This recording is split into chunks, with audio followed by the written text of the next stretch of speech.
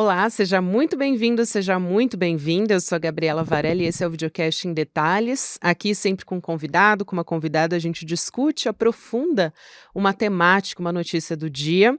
Hoje eu converso com a Anne Alencar, que é diretora de Ciência do Instituto de Pesquisa Ambiental da Amazônia, o IPAM, sobre a seca que está atingindo a Amazônia nesse ano e pode chegar a um recorde. Anne, muito obrigada por aceitar nosso convite. Seja muito bem-vinda aqui ao Em Detalhes. Obrigada, para mim é um prazer estar aqui, eu sou super fã do ICL. Ai, que bom, Anne, seja sempre bem-vinda aqui, pode voltar, as portas sempre abertas para você. Eu quero começar, dizendo, né, que essa região costuma enfrentar secas bastante intensas, né, mas nesse ano especialistas, como você inclusive, estão dizendo que essa estiagem esperada entre outubro e dezembro chegou mais cedo e pode durar mais do que o normal. Então, queria entender o que que isso quer dizer, o que está acontecendo. Normalmente a Amazônia, ela tem um período de seca bem pronunciado, que começa em diferentes regiões, desde junho, né, e vai até outubro, novembro. Em alguns lugares da Amazônia, a seca se estende até o ano seguinte, em janeiro, como por exemplo em Roraima, né? E esse período ele confunde um pouco, né, com o período de queimadas. Ele, na realidade, é o mesmo período quando ocorrem as queimadas, né? Então, o que está acontecendo esse ano é que essa seca ela está muito mais pronunciada e, e aonde tem ocorrido mais as queimadas, os incêndios, normalmente esses incêndios deveriam estar ocorrendo a partir de agora, né, para novembro. Então a gente tem aí uma antecipação do período de queimadas nessa região onde agora estão tendo bastante focos de incêndio. E quais são as regiões mais atingidas que a gente tem nesse momento? Acre, Rondônia, Roraima, Amazonas? Olha, as regiões, vamos dizer, prioritárias, onde a seca realmente tem afetado bastante, é a região da calha do rio Amazonas, né, no norte do Pará e ali norte do estado do Amazonas, em Roraima e no Amapá, e também no estado do Acre. Então vamos dizer, um bolsão aí de regiões, formando regiões com seca muito severa. E a gente tem um número de municípios que estão sendo afetados, né, por essa estiagem, que devem aumentar ainda até o fim do ano. E eu queria trazer aqui para as pessoas entenderem quais são os tipos de impacto que a gente tem. Nesse cenário, né? É a navegação, é o acesso à água, como que a população é afetada, com essa intensificação de queimadas, né? Também se chega a uma produção agrícola familiar com perdas também, né. Esses eventos climáticos extremos, eles causam impactos significativos, não só ao meio ambiente, mas também à economia, à vida das pessoas, né? Uma conexão muito rápida de se fazer é a conexão seca-incêndios, né? Uma outra conexão muito fácil de se fazer é a seca e a navegabilidade dos rios, né? Mas o que a gente tem visto agora com essa seca muito pronunciada, principalmente afetando o estado do Amazonas, os rios secaram tanto, né, as lagoas secaram tanto, que a água ficou tão quente, né, perdeu a oxigenação, uma mortandade de peixes muito grande, né, e isso tem vários impactos, né, é, a própria falta do pescado, né, o próprio impacto ambiental que a gente vê claramente, mas tem para as populações humanas, né, a perda ali da principal fonte de proteína, Tem também vamos dizer, a qualidade da água, as pessoas elas bebem a água do rio, né? Então tem um impacto muito grande para a saúde das pessoas e para a alimentação delas, né? A segurança alimentar delas também é abalada. Isso a gente já observa em condições, vamos dizer assim, em que isso já se espera? Que tipo de prevenção pode ser tomada? E nesses casos mais graves, a gente pode ter, por exemplo, pessoas, passando fome e sede, enfim, desabastecimento de água mesmo? Com certeza, né, um dos principais efeitos dessa seca pronunciada, né, é essa realmente falta de água potável, né, a falta de alimentos, ou seja, se as pessoas não conseguem pescar, né, porque os peixes estão morrendo, mas o acesso também do rio, do lago, ele está impossibilitado, então as pessoas não conseguem acessar alimentos que vêm de fora. Realmente é uma situação muito catastrófica mesmo, né? E perigosa, e as autoridades elas realmente têm que se planejar para esses eventos. Então, é, é uma questão muito infeliz, né? É muito infortúnio que isso está acontecendo, mas realmente precisa de um planejamento de Estado, né? Para que quando aconteça essa calamidade, né? Essa emergência, realmente o Estado ele possa retribuir, né? Possa realmente estar ali para reduzir o impacto desses danos, né, que esses eventos têm causado. Anne, a gente ouviu, por exemplo, o governador Wilson Lima dizendo que nunca vimos algo assim, é a pior seca da história. Isso é bastante comum da gente ouvir de autoridades estaduais, tanto quando são impactados pela chuva, dizendo que choveu mais do que o esperado, ou nesse caso, a gente está falando de seca. Esse cenário, ele poderia ter sido previsto, já que essa região costuma enfrentar já secas intensas nesse ano, tudo bem, a gente pode ter um nível recorde, né, pode durar mais do que o normal. Mas que tipo de medidas poderiam ter sido tomadas para evitar que essas populações fossem mais impactadas? Então, normalmente a gente está passando por um ano, né, um período, em que um fenômeno climático que é conhecido como El Niño, tem impactado bastante a dinâmica climática do planeta, né. Na Amazônia, esse fenômeno ele traz seca, uma seca mais pronunciada do que o normal, então a gente já sabe disso.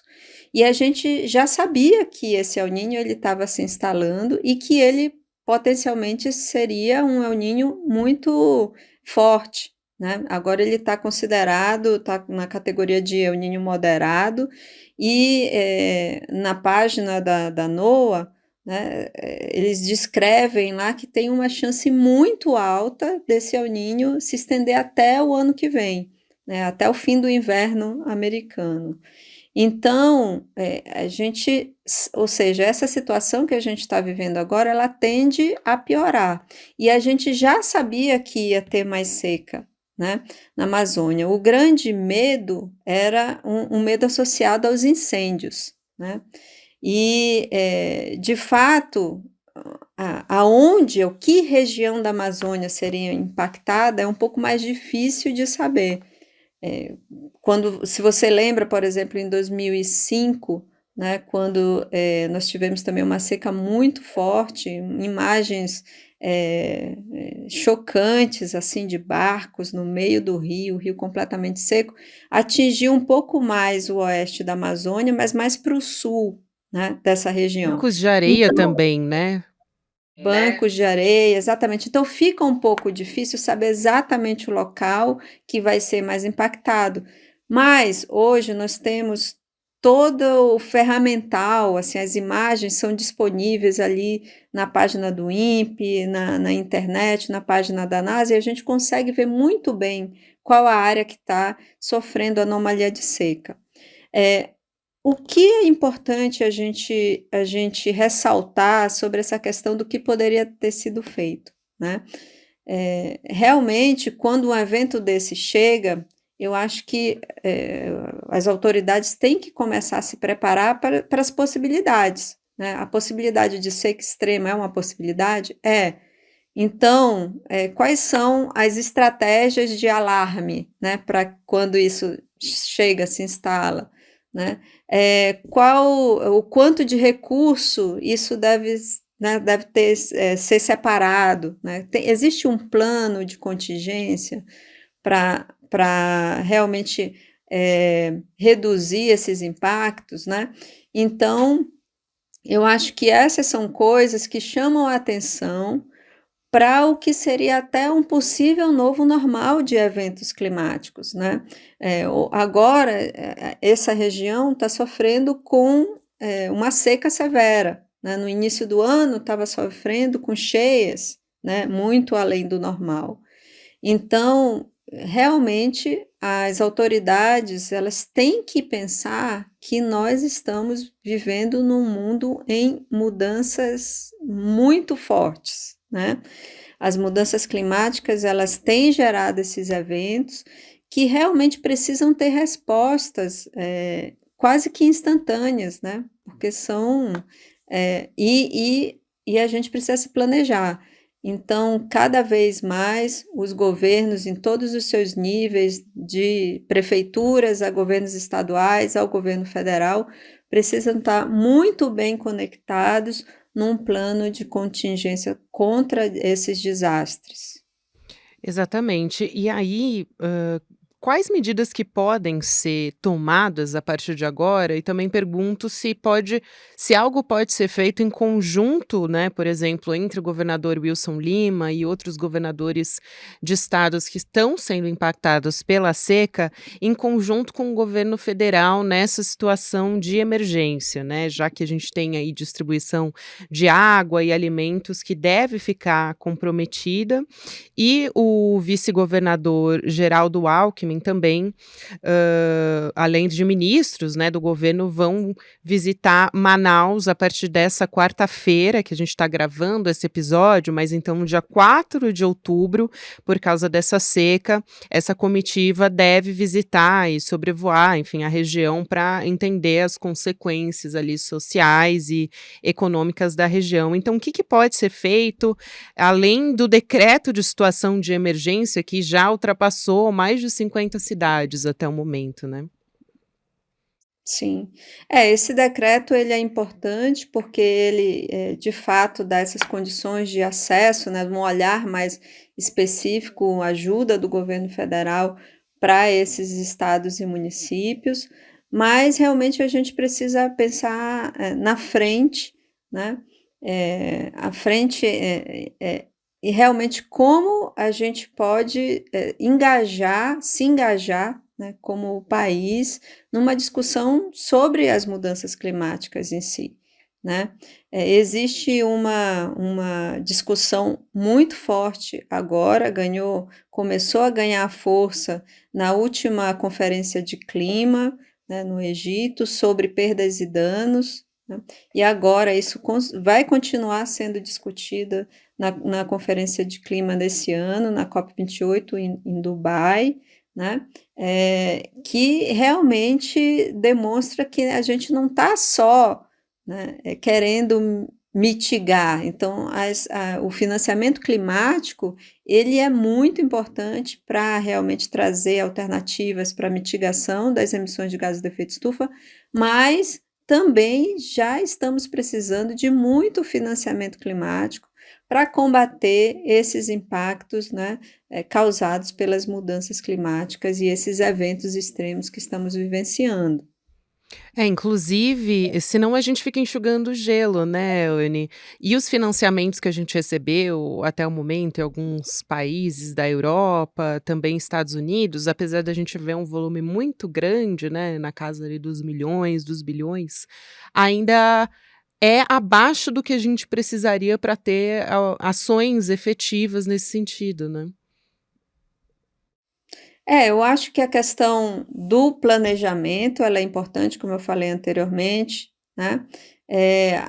A tecnologia, de previsão desses, eventos é importante também, então investimento em ciência e tecnologia para isso é fundamental. Nós temos órgãos hoje muito capazes de fazer esse monitoramento, tanto o INPE como o CEMADEM, por exemplo, né. Isso precisa percolar, precisa chegar nos estados, precisa chegar nos municípios.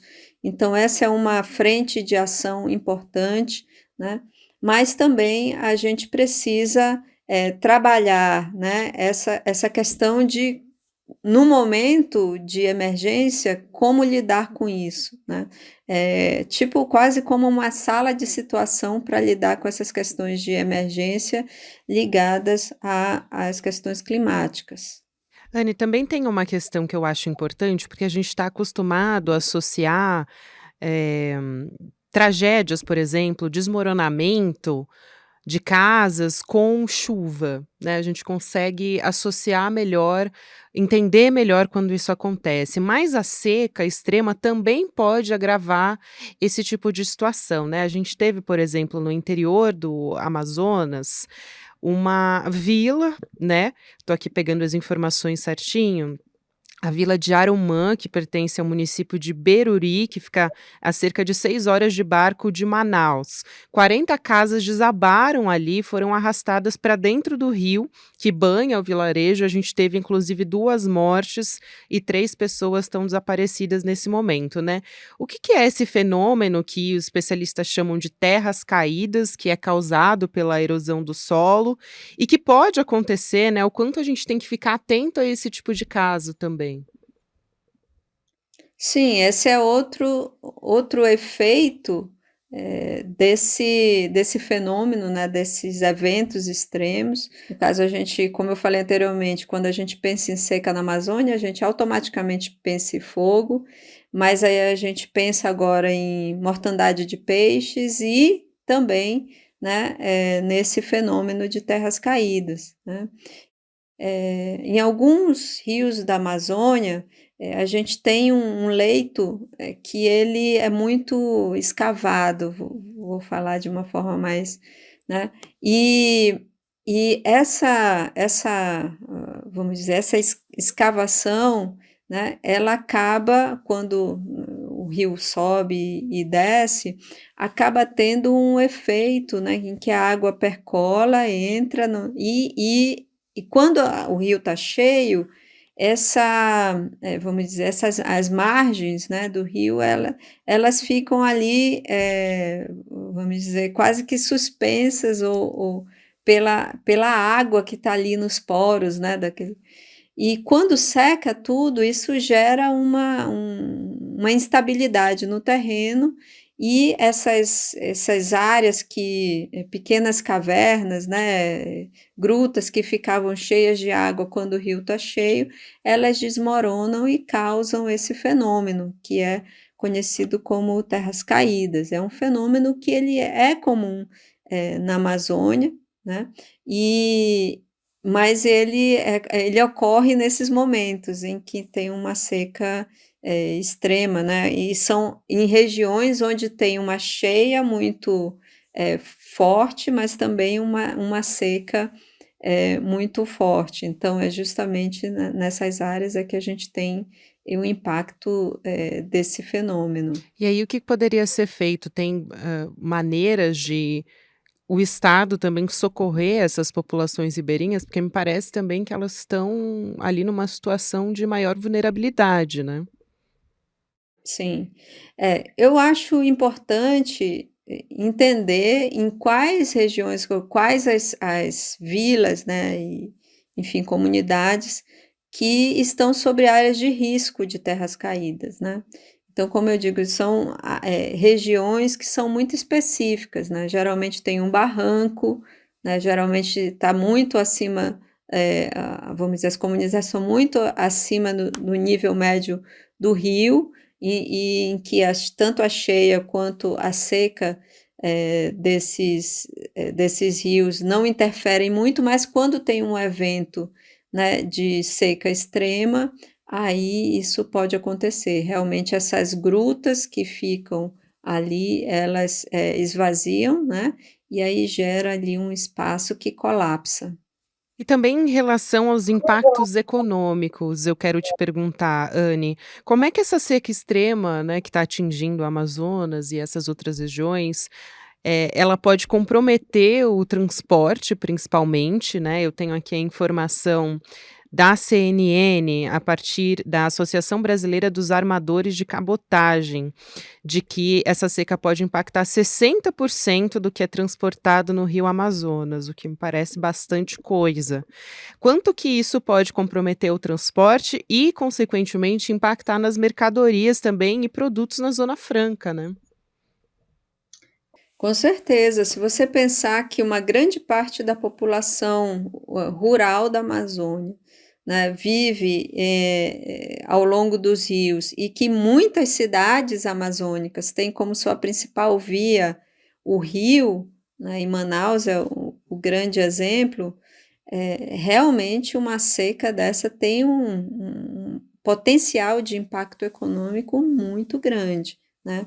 Reduzir em quase 60% aí né, o fluxo de cargas, nossa, isso vai representar com certeza desabastecimento, materiais, perecíveis, né, alimentos que às vezes são transportados aí, realmente vão se perder. Então, a gente não tem a dimensão total desse impacto, mas com esses números a gente pode ter a grandeza do que pode chegar, né. Por exemplo, eu tenho até uma informação para você comentar que eu achei interessante sobre esse fenômeno, né, e também grave, porque por causa dessa situação, as empresas de navegação elas estão cobrando já uma espécie de taxa de seca, né, então, esse valor varia aí entre R$ 3.000 e R$ 10.000 por container. Né, e também essas empresas não fazem mais reserva, porque elas temem que a situação se complique ainda mais, né, já que o nível das águas vem baixando e podem baixar ainda mais até o final do ano. Sim, com certeza, isso gera um outro, eh, vamos dizer assim, isso gera um outro custo, né, que é o custo dos seguros, como você falou, né. Então, se em alguns lugares do mundo, por exemplo, como, na Flórida, em alguns lugares as pessoas não conseguem mais, não compram mais casas, porque não conseguem pagar o seguro da casa por conta de eventos climáticos, né, porque a casa está muito perto do mar, porque, eh, essa economia, vamos dizer assim, do seguro, né, realmente é uma coisa que vai encarecer ainda mais, os produtos, né, o transporte, a comercialização desses, bens, por isso que a gente tem que se preocupar. Então o impacto econômico ele é ainda maior, né, porque realmente as pessoas ainda têm que adicionar essa taxa que né, está chamando, mas é um tipo de seguro, para reduzir as possíveis perdas dessas empresas. E isso, no final das contas, acaba sendo repassado para o consumidor final. E de imediato, só para a gente fechar, Anne, o que que pode ser feito agora pelos governos estaduais para socorrer essas populações? Quer dizer, são medidas que não são a longo prazo para conter essa situação, mas me parece que a gravidade, né, dessas secas já estão chegando a essas comunidades, e o que que pode ser feito agora, de imediato, para que elas sejam socorridas? De fato, tem que realmente mapear quais são essas comunidades que ou já estão passando por essa situação muito grave, ou estão em risco, né, de passar nos próximos meses, e realmente levar ajuda, né, humanitária, seja ela em água potável, comida, né, mantimentos, etc., e realmente esperar que essa situação normalize, porque é uma situação muito grave mesmo, né? E a gente vai precisar de toda a ajuda possível. Me parece que até o básico, nesse momento, é necessário, né, porque a gente precisa de soluções com envergadura para lidar com essa situação, e acho que isso você já falou, né, quais são as medidas que os governos estaduais e o governo federal podem tomar, e também que vão ter impactos ali a médio, a longo prazo, mas me parece que, eh, a distribuição de cestas básicas, ainda que seja só o básico, até isso tem que ser feito nesse momento, né, Anne? Com certeza, isso é fundamental, né.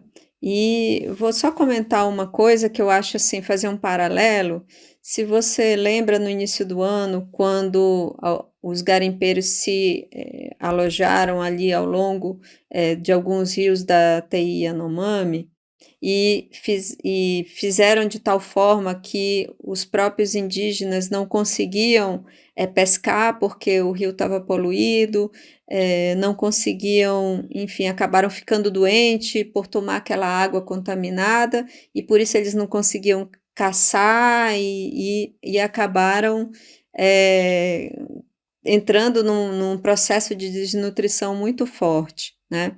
Eu não estou dizendo que isso está acontecendo com essas comunidades, né.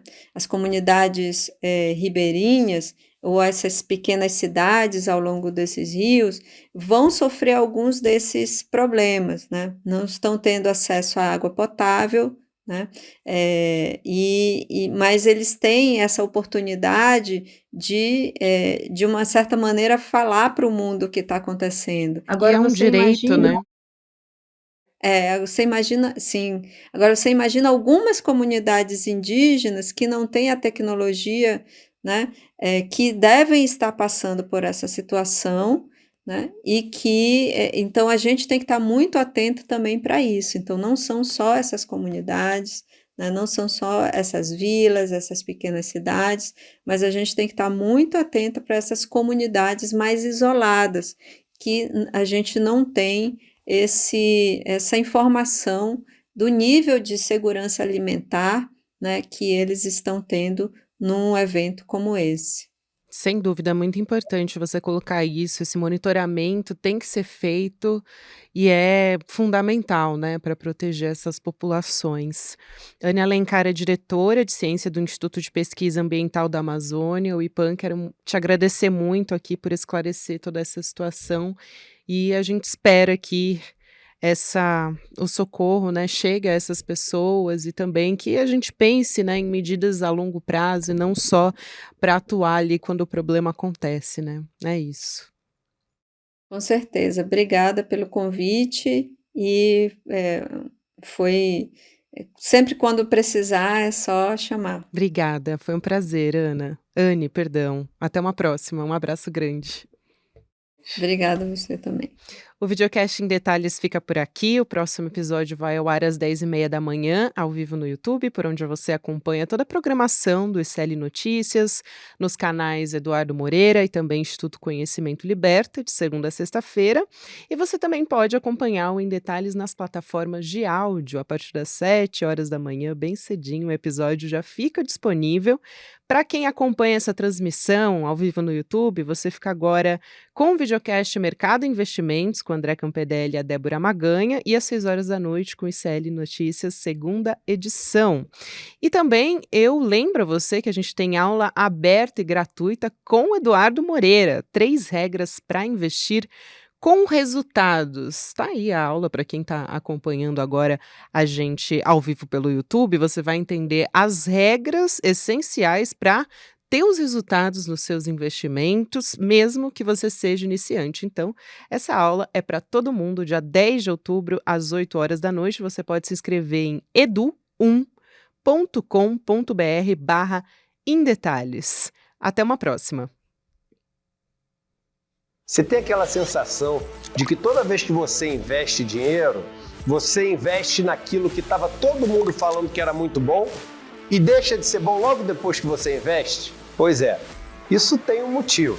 Eu vou ensinar para vocês onde são os principais erros que a gente comete e como passar a cometer acertos no lugar desses erros, com 3 regras muito simples para se investir. Uma aula que eu vou dar no dia 10 de outubro, uma terça-feira às 8 horas da noite no horário de Brasília. As 3 regras para se investir com resultados. Para você se inscrever, é só clicar no link aqui em cima ou aqui embaixo. E gratuitamente, bem rápido, você vai estar inscrito na aula. Se inscreve agora, chame seus amigos e amigas para participar também. Nunca mais a sua relação com os investimentos vai ser a mesma depois dessa aula. Olá, olá! Eu sou Lindener Pareto, historiador, professor aqui no Instituto Conhecimento Liberta e convido vocês, nosso grande público, a conhecerem o curso Monumentos à Barbárie, onde eu narro aqui as disputas pelo controle dos monumentos produzidos no espaço público, as memórias, as histórias, a contestação de personagens históricos controvertidos ao longo da história, não só do Brasil,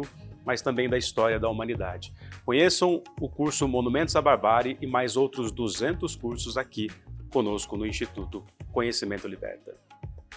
Olá, meu nome é Pilar Monteiro, eu sou a professora de espanhol aqui do Instituto Conhecimento Liberta e vim te convidar a fazer o curso de espanhol, este idioma que é considerado um idioma romântico no mundo ocidental. Você sabia que o espanhol é falado em 21 países? Você sabia que é um dos 6 idiomas das Nações Unidas e que é o idioma oficial na União Europeia e na União Africana e que nos Estados Unidos ele cresce a cada dia? Para nós, brasileiros, ele é um idioma muito importante para o nosso desenvolvimento profissional, porque estamos situados geograficamente em torno de vários países de fala espanhola e também pelo crescimento comercial que temos com todos eles. O curso de espanhol e mais 200 cursos do Instituto Conhecimento Liberta esperam por você. Te vejo lá!